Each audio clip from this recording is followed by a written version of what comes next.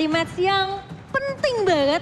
Karena siapapun nih yang mendapatkan poin di Best of 5 Series kita tentunya sudah akan mengamankan slot M4 dan juga babak Grand Final. Dibuang 1-1 ya. Dan tidak akan ada Valentina. Kita belum melihat Kadita sejauh ini. Biasa Kadita tuh di band ketiga nih. Di band ketiga, betul. One juga, kemarin terlepas kemarin. Langsung jadi mimpi buruk. Betul. Langsung Wah, Kadita kena. Tapi Kadita kena, respect bandnya. Mungkin Tisa Fanny kali ya. Karena sama-sama user Fanny dan kalau nggak salah setiap lawannya Aura tuh selalu band Fanny. Band Fanny, oke. Tapi Fanny dari Kairi juga kemarin tumbang loh. Iya, tapi padahal aku merasa itu Fanny yang permainannya juga luar biasa. Grok mereka lebih takut sama Grok sih. Apalagi yang Grok ini yang menurut aku ya sekarang udah flex banget apalagi untuk Aura. Grok jungler pernah dibawakan juga sama seorang Hai. Dan di tangan Fluffy pun mengenyeramkan gitu loh. Mungkin Akai kali ya yang bakal Akai jadi kah? perebutan ya. Dari keduanya ini perbedaan dari Akainya mungkin dari Onyx lebih sering dipakai sama Kairi. Sedangkan kalau di Aura itu flex banget. Apalagi yang Fluffy. paling sering tuh Fluffy dan dengan rivalnya. Kemarin sih Akai Fluffy main sendirian ya di depan. Udah nggak bareng sama teman-temannya dan ngebuang If berarti ngelepas Akai Fanny. bersama dengan Fanny. Fanny. Oke. Ini langsung jadi pertanyaan buat kita, apakah memang bakal ada perubahan role yang dilakukan oleh Aura Fire? Di mana Kabuki yang bermain sebagai Fanny atau tetap diberikan ke Hai? Karena kalau tidak diambil pasti di pick Oke. Fanny. Fanny. Fanny Untuk first untuk pick-nya Kabuki kah? harusnya Kabuki sih. Karena yang kita lihat beberapa kali memang Kabuki yang menggunakan Fanny dengan performa yang bagus banget. Namun Akai yang lepas langsung diambil untuk mengganggu juga karena farming speed dari Akai juga harusnya lebih cepat sedikit lah ya. Daripada Fanny dan Beatrix. Hero nyaman dari cewek. Ya, atau bahkan hero nyaman untuk semua tim sekarang. Ketika ada Beatrix dengan Nimbirusnya jadi 5 item, itu udah dalam banget dengan basic attack dia. Tapi di sini Beatrixnya bakal menjadi incaran dari Fanny. Harus ada teman juga, karena Beatrix beda dengan Brody. Yang kita tahu biasanya kan kalau marksman berada dengan Fanny, Brody adalah picknya. Iya benar sih. Cuman ya kalau misalkan nih Kabuki yang pakai Fanny ya, full hero marksman dari Hike sendiri. Sebenarnya nggak terlalu luas juga atau tiba-tiba nih bisa aja gitu kan dengan hero-hero fighter mungkin. Yang kita tahu Aura bermain dengan dua fighternya non marksman dan performanya juga lumayan stabil. Bisa aja nih kali ini Hike yang di gold dan dia pakai fighter. Pakito dan juga Lilia masih menjadi pick yang cukup kuat untuk Aura. Sementara ini yang bisa dibilang kita ngelihat ini pasti bakal flex lah dari Pakitonya. Bisa di tangan Fluffy, bisa juga di tangan seorang Hai. Tapi Ruby yang langsung diamankan sebagai counter dari Fanny juga. Ya, Fanny Pakito ini bakal kena banget di Ruby. Down run-nya I'm Offended yang dibuka oleh Ruby juga bisa mengacaukan ritme dari Fanny dengan steel cable atau bahkan dari Pakito yang coba untuk melakukan jump. Jadi ini adalah pick yang sudah memang dipersiapkan oleh Onyx Esports ketika berhadapan dengan cukup banyak hero dash. Iya, betul. Benar-benar ini bisa ditangkap ya. dia ngebuka Povius juga sebenarnya ya. Cuman tergantung sih kalau Povius itu bisa aja dipakai sama Onyx bahkan tapi tergantung lagi nih strateginya masih masuk atau enggak. Karena jujur Pakitonya ini masih flex, masih bisa di gold ataupun di XP lane-nya nanti. Jadi potensi dari Povius menurut aku ini besar banget loh di second phase-nya. Iya, dan kalau nggak salah memang dari Onyx Esports waktu mereka main di arena yang kedua, mereka ban itu Povius. Oke. Berarti mereka memang lebih mensecure biar damage dealer-nya ini gak gampang ketangkep. Benar, waktu mereka lawan Megatron Alpha, Iya, mereka ban Povius. mereka ban Povius. Dia ada Ruby, dia ada Akai juga, Beatrix juga punya Dash. Ruby Trigger sih, Poviusnya itu banyak banget ya. Ruby sih yang memang selalu men-trigger Povius. Karena skill cooldown dia juga cepat. Bahkan gak cuma Povius doang yang kena, Lilia pun di sini mungkin Black Shoes-nya bisa aja dipaksa untuk digunakan terlebih dahulu. Tapi tidak akan ada Parsia sebagai salah satu high ground hero untuk Onyx. Mau main marksman sepertinya ya, karena ban terhadap Parsia. Kalau seandainya memang Aura mau memakai cuma fighter atau non marksman, harusnya Parsia nggak jadi masalah nggak sih Om? Karena Parsia yang bisa untuk menangani untuk range juga ya. Meng-outrange dari Feather Extract-nya dan semangat buat kameramen MPL Season 10. Wow, kameramen nih kali ini. Waduh, Kameramen loh sekarang loh. Iya. Wow, disemangatin ya Semangat. kameramennya. Masih ada besok soalnya. Oke, dan band terakhir dari Onyx, Ayang Sans. Ya, Waduh. berkedok new support kameramen. Oke. Dan tidak akan ada Matilda karena kita tahu seberapa kuat combo Matilda Pakito. Iya, dan flicker gratis yang paling penting. Iya. Buat tim match dia. Penyelamatan gratis ya. Apalagi Itu hero-hero dari fighter gamenya. kan. Iya, yang jalan kaki masuk ke dalam, nggak punya akses buat keluar. Matilda adalah hero support yang terbaik. Oke, dan Aura mereka bisa ngebuang juga sebenarnya ke mungkin bagian dari area mid-nya. Karena ini masih respect dengan Sans juga. Atau mungkin lebih memprioritaskan dari seorang Keyboy. Chow mungkin? Chow Keyboy sih bisa aja. Masya. Masalahnya nih kalau Chow di pick sama Onyx ya, sumpah flex 5. Bisa di gold, bisa di jungle, bisa di XP, bisa di semuanya. Ini yang nangkep Fanny-nya banyak. Ada 3, ada Akai, ada Ruby, dan bahkan ada Chow kalau memang mau menjadi prioritas. Oh dari Onyx. berarti dia butuh damage. Dia butuh damage sebenarnya. Esmeralda. Oh, Gusion. Wow, Oh. Gusion lah damage-nya. Akainya, Iya. Akai XP gak sih Om? Akainya XP gak sih? flex. Flex, Bukan, masih. Akai bisa roamer, Ruby bisa roamer. Kalau aku lebih prefer Akai Roamer. Roamer. Karena dia bakal rotasi, dia bakal bisa lebih nangkap ke arah Fanny-nya kemana gitu loh arahnya. Soalnya ada Ruby juga. Tapi gitu gak masalah kan. kalau Ruby juga jadi roamer gitu. Ya Ruby, kalau menurut aku lebih enak Ruby-nya karena dia akan bisa mirroring Fanny. Kemanapun Fanny pergi bisa ditempelin. Tapi kalau Akai ini jujur agak susah dia nangkep apalagi belum level 4. Sementara ada Atlas. Tidak Dia ada mau Digi. diambil dan tidak ada Digi betul. That's right. Satu lagi marksman kah? Atau let's see, Popo and Kupa. Kupa. Oke. Ini akan menjadi lawan dari Beatrix sendiri di sisi gold lane-nya. Jadi kayaknya ini Beatrix-nya harus di babysit tuh. Harusnya gitu sih, Kalau dia enggak ini ditempelin bakal kan. sulit banget sih. Masalahnya, kita belum tahu nih roamernya siapa gitu kan. Bisa jadi Ruby, bisa jadi Akai. Atau Akainya yang masih jungler, mid lanernya nih Gusion. Nah ini Lah. dia nih, makanya kalau Onyx udah Flex ngedraft banget ya, flex dia banget. flexnya tuh banyak banget. Ini kedua tim yang fleksibilitasnya tinggi banget. Dan cewek tentunya sebagai first team winner kita juga di sisi gold laner. Kita tahu seberapa kuat potensi dari pemain ini. Dan Esmeralda tentunya yang akan menjadi sosok roamer atau ini kayaknya wah Ya, ini Gusion XP mid nih. sih. Gusion mid, oke. Gusion mid Gusion ya. mid Karena ya. aku ngeliat catatan juga bahwa dari Akai itu belum pernah ada di roamer dengan XP buat Onyx. Ya kebanyakan di jungle ya. Di jungle ya, Kairi, dipakai Kairi. oke. Oke, kita sudah melihat dari ke-10 hero yang sudah di-pick untuk di game yang pertama. Dan seberapa fleksibilitas banget ini dari kedua belah timnya Aura dan juga Onyx. Mereka bahkan membuktikan, ini kedua tim yang mereka cukup yakin dari segi draftnya.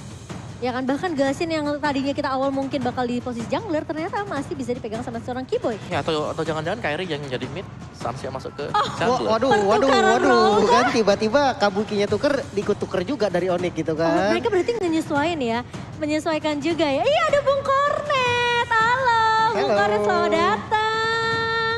Waduh kangen ya sama Bung Kornet ya. Dan yang pastinya kita akan langsung saja masuk ke dalam game yang pertama antara Aura Fire dan juga Onyx Esports. Mari kita berikan sorak-sorai, silakan ini dia MPL Arena. Wow, siapa yang mengambil poin pertama? Dan apakah akan ada match card? Karena kemarin 33 menit ya, Terlama. terlama. Ada yang terlama Match juga. terlama. Ya, dan benar memang Kairi sebagai jungler dengan Akainya, sedangkan Sans dengan Gusion yang Oke. akan bermain sebagai mid laner. Yang jadi masalah nih Om ya. Mhm. Sans ini kan mantan jungler nih. Ah, Itu Gusion sih kayak udah makanan sehari-hari Om. Yes. Jadi dia ditaruh di mid lane pun menurut aku kayak performanya tetap dahsyat sih. Wow, dari dan Sans juga. dia juga bawa Petrify ya, jadi benar-benar mengincar.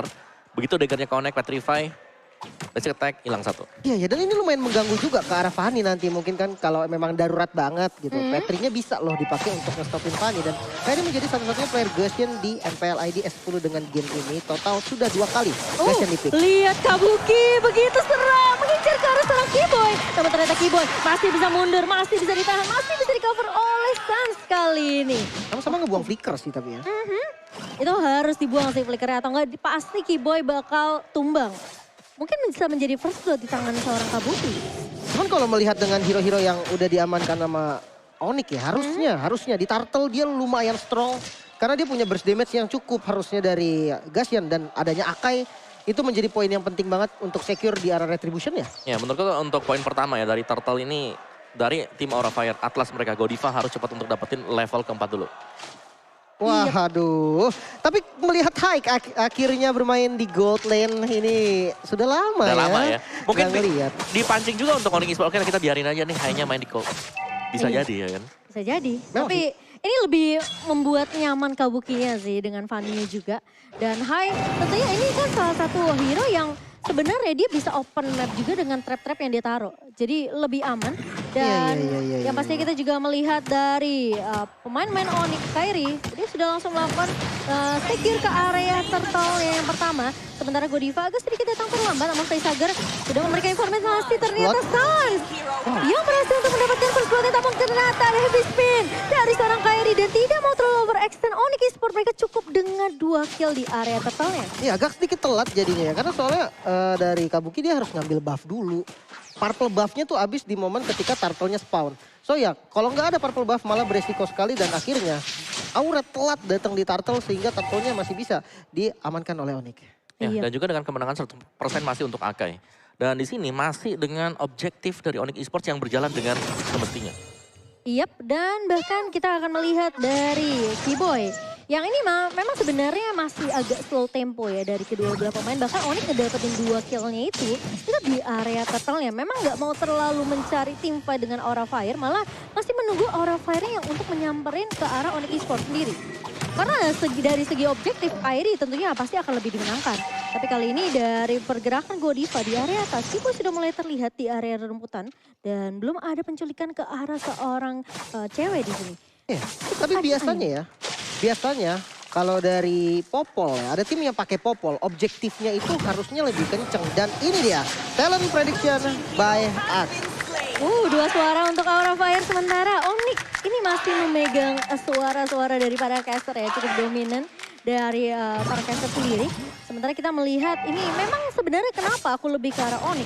Entah kenapa aku lebih serem dengan melihat counter yang dibawakan sama Onyx sendiri.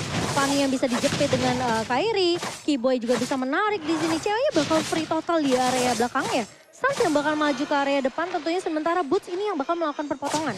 Iya harusnya memang gitu, tapi Fataling ternyata dibanting, ternyata 1 kill bisa diamankan di sisi lain cewek. Coba dikejar kali dengan skill cable-nya, diobrak-abrik, double kill Israel.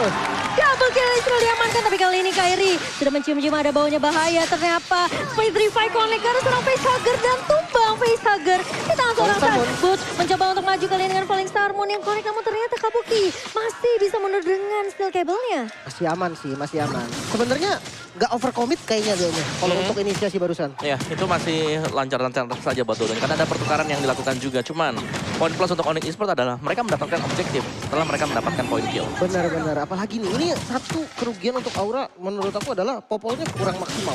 Biasanya ketika ada tim yang menggunakan Popol, itu objektifnya tuh udah dirontokin sebelum menit 5. Bahkan kita melihat kali ini Ghost Shield di bagian top lane belum hancur. Masih ada sedikit walaupun udah sempet dikikis.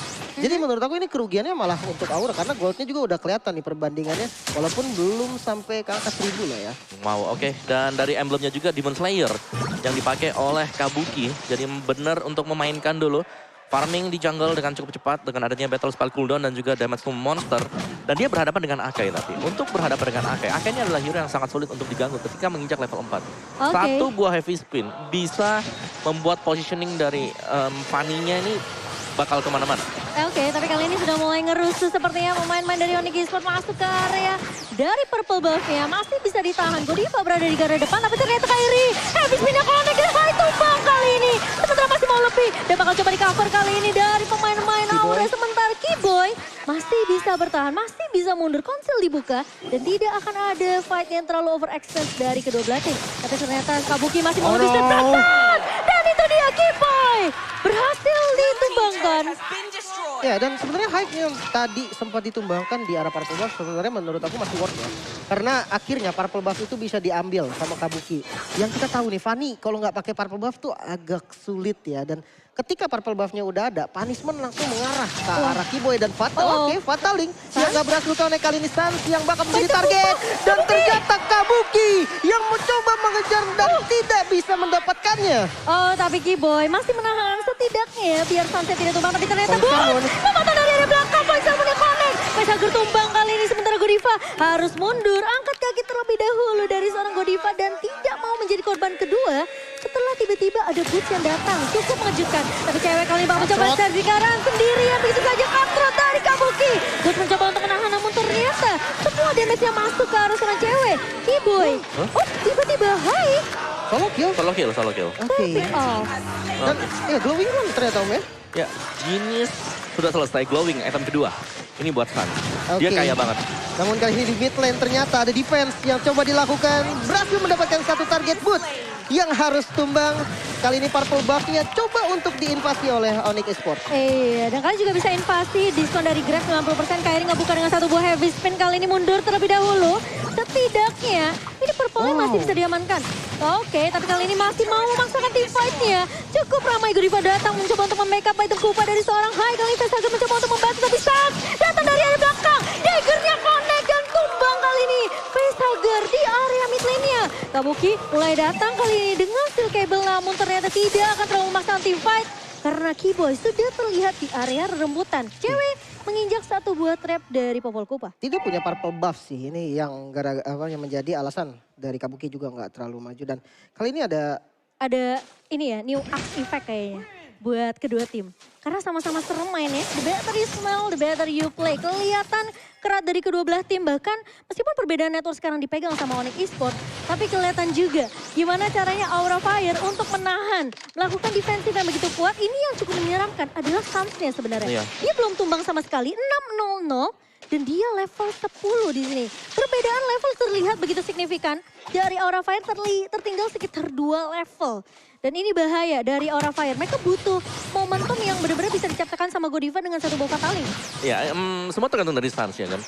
Dimana kita jarang sekali sebenarnya melihat Facehager harus ter-pick off cukup banyak di early game. Biasa di 0-1, 0-2, tapi sekarang dengan menunjukkan dengan 1-4 ini berarti ada lubang di Aura Fire yang bisa ditembus oleh Suns. Iya, sementara Kairi masih memberikan pressure tapi awas. Kalau dicicil sama satu buah Magic Gloom, ini Angry Gloom dari Facehager tuh lumayan berasa sih. Dan Boots lagi-lagi membawakan playstyle yang masih sama, tapi kali ini rame banget. Lihat Kairi habis spinnya connect. Karena seorang Kabuki kejepit dan tumbang kali ini. Sementara Suns cukup free di area backline-nya. Dan dari seorang Boots mencoba untuk menahan Facehager. Masih bisa mundur. Dua pemain kali ini, satu maksudnya Kabuki. Terjepit tadi dengan area yang cukup sempit ya. nyaris aja rainernya tadi kena, namun kali ini Lord yang terbuka beserta dengan tadi objektif yang ada di mid lane sudah diamankan oleh Onyx Esports. Kali ini kendali dipegang sepenuhnya oleh Onyx.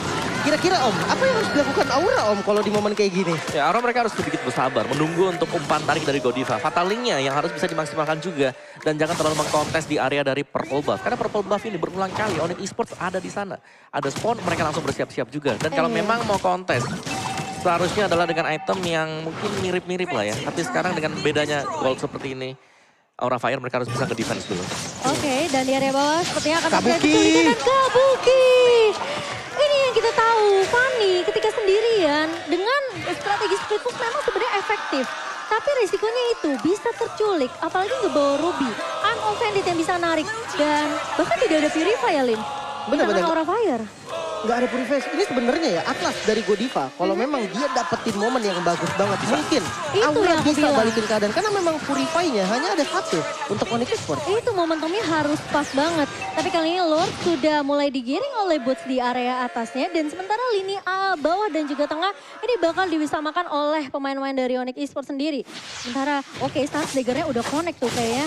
Namun sepertinya tidak mau terlalu effective extend ke arah seorang Kabuki. Dan sementara Lord di area atas bakal coba ditahan terlebih dahulu. Sudah mulai maju. Dan Kairi kali menjadi garda terdepannya. Falling Star mulai dibuka begitu saja. Tapi ternyata Kairi berlebih berfokus terhadap objektif. Dan Lordnya tentunya masih bisa ditumbangkan dengan cukup mudah oleh pemain-pemain dari Aura Fire. Kita udah pernah ngelihat momen ini kemarin. 3 kali defensif dilakukan. Tapi Suns mulai terlihat di area bawah. Ada Petrify. Tapi ternyata terplay. Oh my God. Kairi di sini meskipun tidak bisa untuk membackup Suns. Tapi Suns bisa ditinggal sendirian. Kita tahu Gaston ini seberapa kuatnya. Dan Kabuki ini bakal menjadi harga yang cukup mahal karena Aura Fire. Mereka bisa aja kehilangan inhibitor turretnya sekarang. Oke, solo karir ternyata ya masih bisa tadi untuk bertahan bahkan mendapatkan 1 kill. Kena Petrify. Oh, Emo Bandit nice banget kali ini. Facehager tumbang. Dan bahkan Double lihat kill. Godiva pun hilang begitu saja. Boots mulai maju kali ini. Bahkan Falling Star pun dibuka. Fluffy bakal Base-nya. coba dipukul mundur. Satu turun masuk ke area base-nya. Dan Onyx Esports mereka berfokus untuk menumpang